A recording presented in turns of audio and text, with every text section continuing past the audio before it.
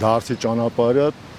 13 տարի դատապարտության կալանք կրելու ժամանակ է եղել։ Ես 13 տարի դատապարտվել եմ, այդ ընթացքում է եղել իմ դարձի ճանապարհը։ Եվ որ բանկերն են եղել այն ժամանակ ինչպես ասենք գնում ես եկեղեցի մոմ վառելու, հա, այդպես քաղաքում հիմնականում։ Հարիճաբանկում եմ եղել սկզբից, որովհետև Արտիկի գաղութից եմ ազատվել եւ այլևս տուն չեմ մնացել, մի անգամից մտել եմ վանք։ Այդ ընթացքում չեմ ուզեցել աշխարհում, որտեղ ծնողներիս մոտ էլ չեմ ուզեցել եւ վերջապես քույր, եղբայր, այդպես չեմ ուզեցել աշխարհում, քաղաքում մնալ Երևանում։ Հիշյալպես պաշտոն այս ծնողս ունի, Սվարտապ դզեղ բարեսեն, երեստիլակ ինչը զուտավոր, ճանապարհորդս հանգուցիչս վաստակավորս, ոստովանողս, ադաշխարողս, դիերիս, As he wanders near our Shamish Chara, as Bari, as the Shami Zafiris, Yebur Patiris in this hammer. Գավառում պատարակների էի գնում։ Սրբազանային ժամանակ թեմի առաջնորդը Մարկոս Սրբազանն էր։ Երբ որ տեսավ, այդ արդեն տեսնում որ հաճախակի այնտեղ գնում են, բավական մի 6 ամիս այդպես անցնելուց հետո ինքը ինձ ասեց կուզես գաս Մաքենյաց վանք։ Չեմ էլ իմանում որտեղ է։ Ասեց կգտնես։ Այդպես ասել եմ սիրով, հաջորդ օրից եկել եմ արդեն այստեղ։ Այն ժամանակից մնացել եմ այստեղ մնում եմ։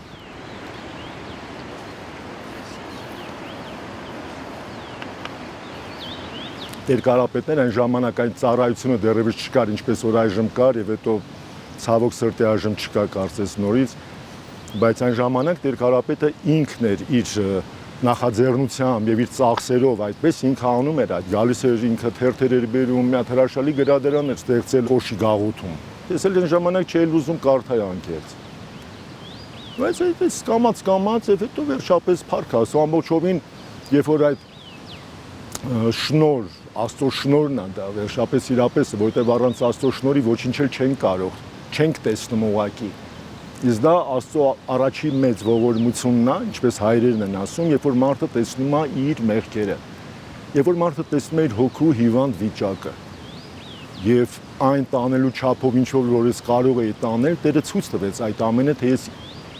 ինչ վիճակի մեջ եմ։ Այդպես մեծ ողորմություն անելով ես ամբողջովին առանձնացա, գաղութի մեջ սենյակ վերցրեցի, բերանորոգվեց այդ սենյակը, ամբողջովին սենյակից դուրս չէի գալիս օր ու գիշեր աղոթական վիճակներ։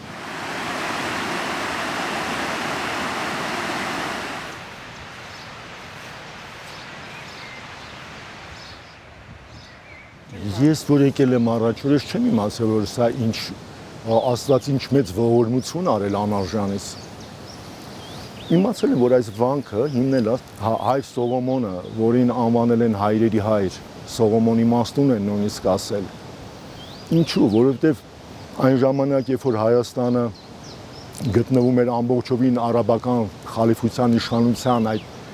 այդ չափազանց ծանր լծի ներքո էր գտնվում։ Եվ այս ընթացքում 18-ամյա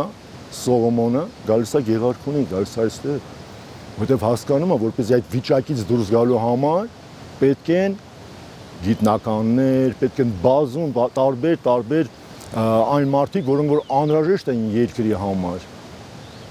եկեղեցու համար, եւ վերջապես այդ մարդիկ եղել են քրիստոնյաներ, որտեղ այս վանքում եղել է դպրանոց։ Իրապես այդպես, եթե քրիստոնյա չլինես, չես կարող լավ նախարար լինել, չես կարող լավ կառավարիչ լինել։ Եվ ինչպես Սողոմոն թագավոր արդեն իսկ առակած գրքում ասում է, երբ որ քաղաքում խաթարվում այդ կարգ ու կանոնը ծառան դառնում է թագավոր եւ թագավորը դառնում է ծառա, այդ քաղաքը անիրավության, այսինքն ինքը կործանման ենթակա քաղաք է, այդ նույնը մեր մեջ է լինում։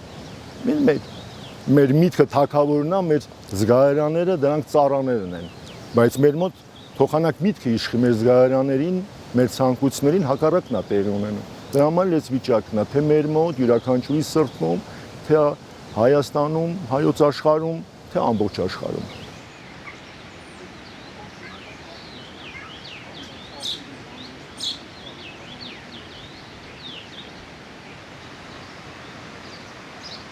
Այստեղ սովորել են հայտնի ժամանակի եկեղեցական դեմքեր են սովորել,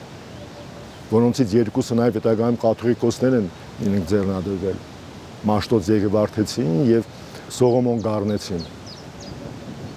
Այստեղ թաղված ա եղել Գերեզմանան ցավոք սրտի չկա Հովանես Օվայեցի կաթողիկոսը, հայրապետական այցով շրջագայել այստեղ եւ այստեղ հիվանդացել եւ մահացել է։ Եպիսկոպոսի նստավայր է եղել Մայքենյաց վանքը։ Իր ցակումնաբանությունը գիտեք, հա։ Ինքը վանքերում դե ժամանակին տնտեսություն են ունեցել։ Հիմա էլ վանքերում մասենք ուրիշ է, որտեղ քրիստոնյա երկրներում եւ այստեղի վանականները, որ 100-ից ավել վանական են եղել այստեղ, իրենք աճեցրել են մաքի տեսակի գառներ։ Եվ քանի որ այն ժամանակ այդ տարիներին ձմեռը խստաշունչ է եղել առավել, իրանք հագել են այդ մաքիների մորթինից կարված հագուստ։ Դրա համար կոչվում մաքենյաց կամ մաքենացոց։ Տնտեսապես էլ նաեւ այն ժամանակ նույնիսկ շատ այդպես վանք է եղել։ Կրպակները ունեցել մինչև Վենեցիա, ըստ Ղևոնդա Ալիշյանի։ Վենեցիայում այստեղից արտահանել են կատնամթերք, այսինքն պանիր ես ենթադրում եմ։ Չէ՞, սառնարաններ այն ժամանակ չկային որ տանեն։ Սառները տակառներով հեշտ է լինել։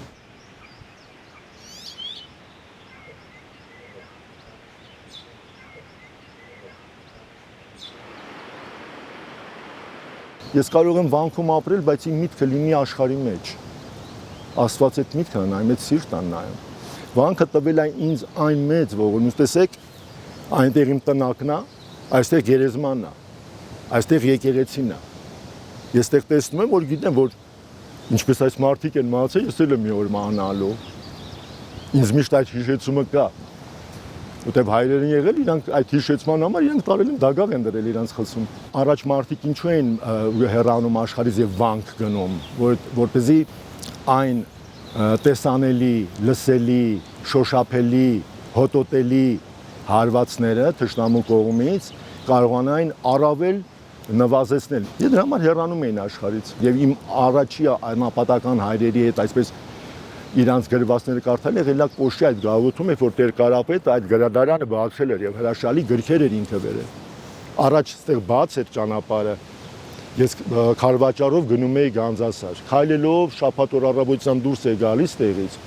Գնում էի երեկոյան ուշ հասնում էի արդեն Գանձասար։ Գանձասարում ինձ ճանաչում են արդեն խուց էին տալիս, ընդ մնում էի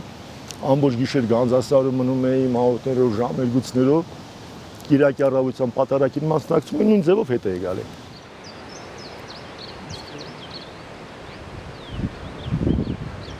Իմ օրը սկսվում է գիշերը։ Գիշերը ժամը 2-ին ես գալիս եմ տաճար։ Գիշերային ժամերգությունն է արվում, սկզբից սաղմոսները օրվա, գիշերային ժամերգություն, ժամը 5-ին այդպես գնում եմ տնակ։ 2 ժամ քնում եմ, ժամը 7-ին, 8-ին նորից գալիս եմ արդեն առավոտյան ժամերգություն, հետո արդեն դարձյալ ընթերցանություն, հետո ճաշու ժամերգություն, հետո մի փոքրիկ բան ճաշակել կամ ոնց կլինի, հետո արդեն նորից էլի երեկոյան ժամերգություն, խաղական, հանգստյան, այդպես քնել։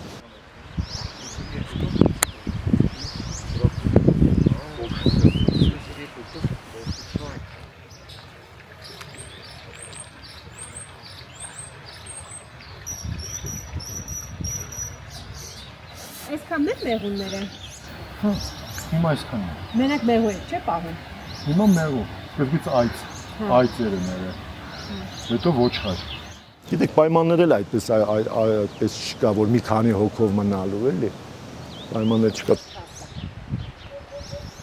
Ես նույնիսկ մենակ չլինելու համար փորձել եմ տարբեր երկրներ էլ գնալ։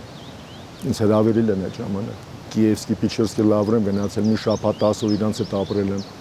Մոսկվայից, Սերգեյ Տրոյցկի Պասադից են հրավիրել գնացել են։ Եվ միևնույն է, դարձյալ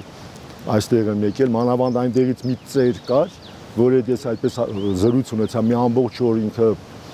ժամանակ տրամադրեց, որ իրար հետ այդ մի ամբողջ օրը շփվեցինք։ Եվ ինքը ասաց, որ այստեղ քո փրկությունը այստեղ է։ Իսկ եւ Հայաստանում եւ հայ առաքելական, գիտեք, Հայաստանը մեզ տրված այն մարմնավորն է, որը որ ինչպես մարդը հոգին է եւ մարմինն է, այդպես էլ մեր երկիրը, այդ մեր մարմինն է։ Եվ Տերն ասում է, թե փոքրի մեջ հավատարիմ չեղար, մեծի մեջ էլ հավատարիմ չես լինի։ Եթե մենք մեր երկրի այդ մարմնավորի հանդեպ անհավատարիմ եղանք, ինչպես մենք հոգեվորի հանդեպ հավատարիմ կլինենք, չենք կարող լինել։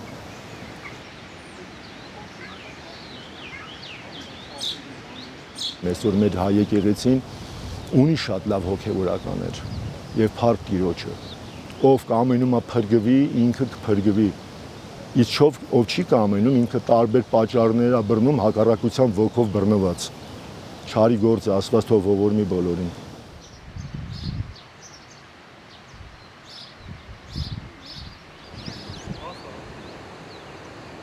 Մենք պետք է վերադառնանք, գիտեք, այն սկզբնական, այն ամեն ինչ, որ եկեղեցին, ինչի համար որ եկեղեցին հիմնեց Տերը երկրի վրա։